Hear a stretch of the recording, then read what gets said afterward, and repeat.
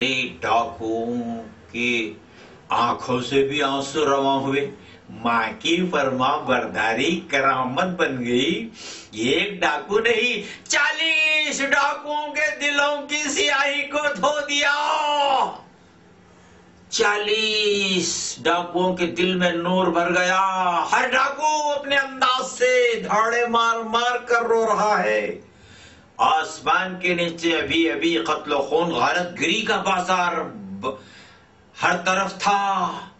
अब सारे डाकुओं की तरफ से तौबा करने का मंजर सामने आ रहा है। ये माँ बाप की फर्माबरदारी की करामत है। लोग कहते हैं पिराने पीर की वाकई करामत है, वाकई खुदा की कसम करामत है, लेकिन पसे पर्दा अम्मी की फर्माबरदारी यहाँ करामत बन के अपनी करामत दिखा रही है, करामत का करिश्मा दिखा रही है। 40 डाकुओं ने गायब होकर सबके सब डकैती से निकलकर ये यहाँ शहरों में आकर मेहनत मजदूरी करने लगे और 40 के 40 अब्दाल हो गए। वलियों का एक बड़ा दर्जा उनको मिल गया। सामईन आइए, दरबारे पिराने पीर अबू मोहम्मद मीरा मुहियुद्दीन सैयदना शेख अब्दुल कादिर जिलानी अलैहि रहमतुल रिदवान के दरबार के बाद दरबार रिसालत मां सैयदना मोहम्मद रसूलुल्लाह सल्लल्लाहु अलैहि वसल्लम के दरबार में हम आपको ले चले। सरकार दो आलम सल्लल्लाहु अलैहि वसल्लम का आखिरी वक्त है। एक एक वसीयत, एक एक नसीहत, एक एक हिदायत, एक एक पेशिन गोई, जो कुछ के हिदायत देना है दे रहे हैं। सारी हिदायतों के लिए तो भी इस वक्त मौका नहीं है। ये एक हिदायत मैं आपको बताना चाहता हूँ। इरशाद माफ सल्लल्लाहु अलैहि वसल्लम होता है, लोगों मेरे बाद मेरा जुब्बा, मेरा मामा, मेरी चादर, खरन के जंगलों में एक माँ का खिदमत गुजार बेटा रहता है, उसको ले जाकर देना। मस्जिद नबवी भरी हुई है हिदायत के वक़ुलफ़ाए राशिदीन, अहले बैत अतहार, सहाबाए कराम रिज़वानुल्लाहि ताला अलैहिम अजमईन से खचाखच भरी हुई है। इस इरशाद के बाद किसके किसके दिल में क्या क्या ख्याल आ रहा है, रसूलुल्लाह सल्लल्लाहु अलैहि वसल्लम वाकिफ हो रहे हैं। इरशाद फरमाते हैं कि ऐ लोगों, तुम ये गुमान करते हो कि जुब्बा मामा कि हम हकदार हैं।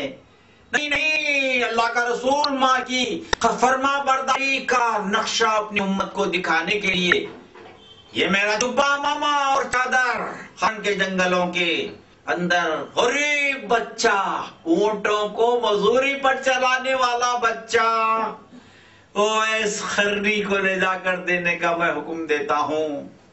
हजरत ओवैस कर्नी रजी अल्लाह ताला अन्हु अपनी अम्मी जान की कैसी खिदमत करते थे सुन लो।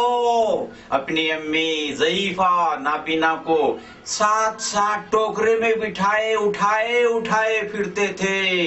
बड़ी बी को जब भूख लगती तो बड़ी बी कलमे शहादत की उंगली से इशारा कर देते तो फौरन ओवैस कर्नी रजी अल्लाह ताला नीचे उतारते, अपने ग़िज़ा को चबाते, अपने मुंह से अम्मी के मुंह में मुंतकिल करते, इस अंदाज से अपनी अम्मी को खिलाते। ऐसी खिदमत, अल्लाहु अकबर। और फिर अगर बड़ी बी को रफ़े हाजत का वक्त आता तो अंगूठे से इशारा कर देते, फौरन अपनी अम्मी को टोकरे से उतारते, नीचे बिठा देते और खुद निगरानी करते हुए खड़े हो जाते। और उसके बाद जब अम्मी फारिग हो जाते तो अम्मी को फिर टोकरे में उठाए उठाए फिरते थे जंगल में। वो कभी वो नीचे उतार कर रख देते तो निगरानी करते हुए खड़े हो जाते थे। और गर्दन जब दुखने लग जाती तो जंबील बनाए थे, या जंबील यानी झोली में अपनी अम्मी को बिठाकर कंधे से लगाए लगाए साथ साथ लिए फिरते थे। अम्मी की ऐसी खिदमत करते, ये खिलाने का अंदाज, ये पिलाने का अंदाज, ये रफ़े हाजत का अंदाज, और साथ साथ उठाए फिरते थे चूंकि दूसरा कोई देखने वाला ही नहीं था। तो बस आप हजरात को उनकी खिदमत اس لیے بتائی جا رہی ہے کہ ہمارے لیے نمونہ ہو، ہمارے لیے ہدایت ہو، ہمارے لیے نصیحت ہو۔ ہم بھی اپنے امی اور ابا کو اتنی نہ صحیح 10% بھی اگر خدمت کرے تو امی ابا خوش ہو جاتے ہیں۔ تو بہرحال ماں کی باپ کی رضا میں اللہ تعالیٰ کی رضا ہے، اللہ تعالیٰ کی رضا میں کیا فرمایا ہے؟ لوگوں تم سمجھتے ہو، سن لو، خبردار ہو کر سن لو، جب میں تمہارے سامنے ہوں تو میرا دیدار تم سب کو نصیب ہوتا رہتا ہے، جب میں تم میرے سامنے سے چلے جاؤ گے تو تم کو میرا دیدار نصیب نہیں رہتا۔ لیکن ماں کی خدمت گزاری کی وجہ سے رب العالمین خوش ہو کر اویس قرنی کے دل میں دو ایسی آنکھیں پیدا فرمایا ہے کہ 24 گھنٹے میرا دیدار اس کو نصیب ہوتا رہتا ہے، میرا دیدار اس کو نصیب ہوتا رہتا ہے، اس کا دیدار سے میں پر لطف ہوتا ہوں، میرے دیدار سے وہ فیض حاصل کرتا رہتا ہے۔ اس کے بعد اور ایک خاص انعام بھی قدرت کی طرف سے ماں کی خدمت گزاری کی وجہ سے رب العالمین نے اویس قرنی کو مستجاب الدعویٰ، میرا اویس جو دعا کرے گا وہ قبول ہوگی، یہ بھی صفت اس میں موجود ہے۔ اے میرے خلفائے راشدین، ڈھونڈو، تلاش کرو، اویس کے پاس پہنچو، اس کی فلاں فلاں یہ نشانی ہے، اس کے جسم پر بال بھی ہے اور اس کے ہتھیلی کے پیچھے سفید روشن نشان بھی ہے، مرض برس کا نہیں ہے، تو لہذا جاؤ اور دے دینا۔ تو فوراً سارے صحابہ کرام ششدر ہو کر صدیق اکبر رضی اللہ تعالیٰ عنہ اپنے زمانے کے، اپنی خلافت کے زمانے میں ڈھونڈتے رہے مگر پتہ نہ چلا۔ فاروق اعظم رضی اللہ تعالیٰ عنہ کی خلافت کے زمانے میں 9 سال تک تلاش جاری رہی، آپ کی خلافت کے آخری سال 90 سال، جبکہ آپ مینا میں اعلان فرما رہے تھے کہ اے لوگوں تم میں کوئی اویس ہے یا اویس کو جاننے والا ہے؟ تو حضرت اویس قرنی رضی اللہ تعالیٰ عنہ کے چچا اٹھے، عرض کیا یا اے امیر المومنین، وہ میرا بھتیجا ہے۔ ارے کہاں ہے؟ کہا اس وقت عرفات کے میدان میں اونٹ چرا رہا ہے، تو چلو مجھے لے چلو، اس کے پاس چلو۔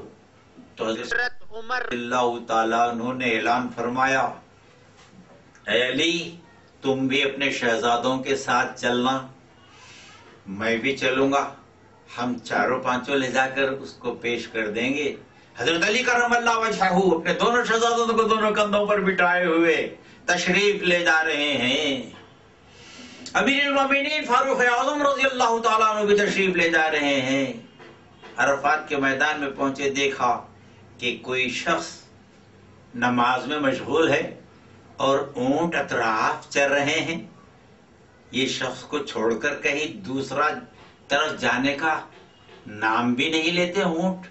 یہ اویس قرنی رضی اللہ تعالیٰ عنہ کی سرحد میں بھی کرامت، اللہ اللہ۔ اور اس کے بعد پیش کر دیے۔ اس کے بعد حضرت فاروق اعظم رضی اللہ تعالیٰ عنہ، حضرت علی کرم اللہ تعالیٰ وجہ، حضرات حسنین رضی اللہ تعالیٰ عنہما معروضہ کرتے ہیں کہ اے اویس، رسول اللہ صلی اللہ علیہ وسلم نے تم سے خواہش کی ہے اس لیے کہ تم مستجاب الدعوات ہو، یہ راز ہم پر رسول اللہ صلی اللہ علیہ وسلم سے فاش ہوا۔ رسول اللہ صلی اللہ علیہ وسلم کی خواہش ہے کہ آپ یہ زیب تن کر کے، نماز صلاۃ الحاجت ادا کر کے امت محمدیہ صلی اللہ علیہ وسلم کی مغفرت کے لیے دعا کرنا۔ جیسے اویس قرنی رضی اللہ تعالیٰ عنہ نے زیب تن کیا، اس کے بعد رسول اللہ صلی اللہ علیہ وسلم کی امت کو مغفرت کے لیے دعا کرنے لگے۔ غیب سے آواز آ رہی تھی، اویس تمہاری دعا سے ہم نے اتنے کروڑوں کو بخش دیا۔ پھر آپ عرض کرتے مولا پوری امت کو بخش دے، ارے کروڑوں اربوں خربوں کو بخش دیا۔ تو پھر بھی آپ عرض کرتے ہیں، اب اس کے بعد سجدے میں گرتے ہیں، گڑ گڑانا شروع کرتے ہیں، چیخیں مار کر دھاڑے مارنا شروع کرتے ہی حضرات حسنین قریب جاتے ہیں، عرض کرتے ہیں